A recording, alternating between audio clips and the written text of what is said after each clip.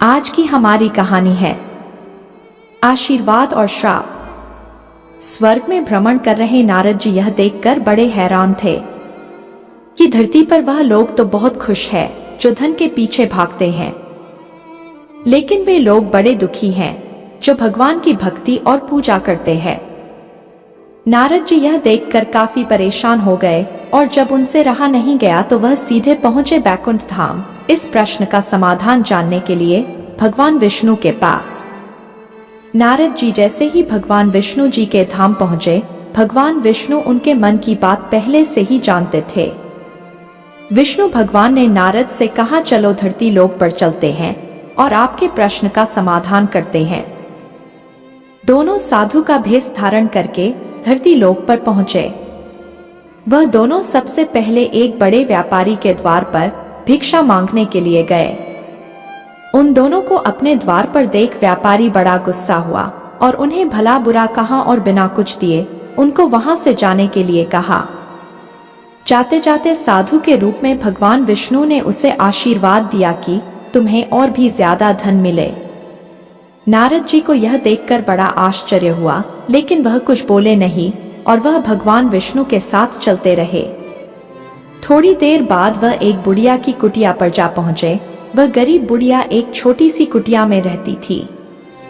उसके यहाँ जाकर जब दोनों साधुओं ने भिक्षा मांगी तो बुढ़िया माँ बोली, मेरे पास तो आप लोगों को देने के लिए ज्यादा कुछ नहीं है, लेकिन हाँ मेरे पास एक गाय है जो दूध देती है। अगर आप चाहे तो मैं उस गाय का दूध दो कर लाती हूँ। आप दोनों उसे पीकर अपनी भूख शांत कर सकते हैं। दोनों साधुओं के हाँ कहने पर बुढ़िया माँ ने दोनों के लिए दूध का इंतजाम किया।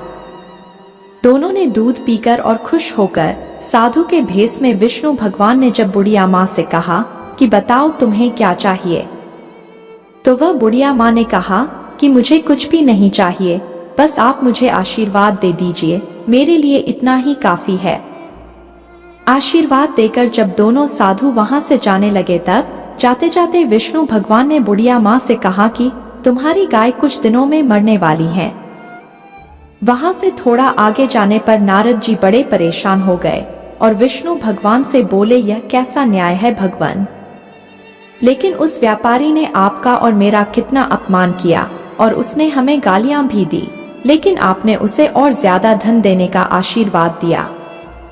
और इस बुढ़िया माँ को जिसने हमारी इतनी सेवा की, हमारे लिए दूध की व्यवस्था की, उसे आप कहते हैं कि कल उसकी गाय मर जाएगी जो कि उसके जीवन का आखिरी सहारा है।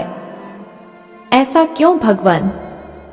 नारद जी के सवालों को शांत करने के लिए भगवान विष्णु जी ने मुस्कुराते हुए नारद जी से कहा कि मैंने उस व्यापारी को जो आशीर्वाद दिया, दरअसल उस व्यापारी का मन पूरी तरह से धन कमाने में फंसा हुआ था और अगर उसे और ज्यादा धन मिलेगा तो वह समय इस धन के पीछे भागता रहेगा और अगले जन्म में सांप बनकर उसके पास कुंडली मारकर बैठा रहेगा। और रही उस बुढ़िया माँ की बात, तो उस बुढ़िया माँ का पूरा ध्यान अच्छे कामों और भगवान की भक्ति में है।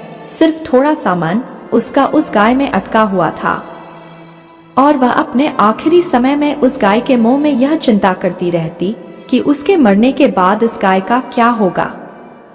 क्या कोई उसे हानि तो नहीं पहुंचाएगा या कोई उसे मार डालेगा तो नहीं, और वह पूरी तरह से मुक्त नहीं हो पाती। बस यही कारण था कि मैं चाहता हूं कि आखिरी समय में उस बुढ़िया माँ का ध्यान पूरी तरह मेरी तरफ रहे, ना कि इस गाय की तरफ।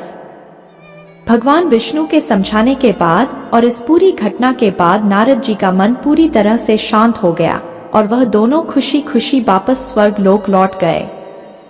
दोस्तों, कहानी अच्छी लगी है तो इस वीडियो को लाइक करें और ऐसी ही कहानियां सुनने के लिए हमारे चैनल को भी सब्सक्राइब करें।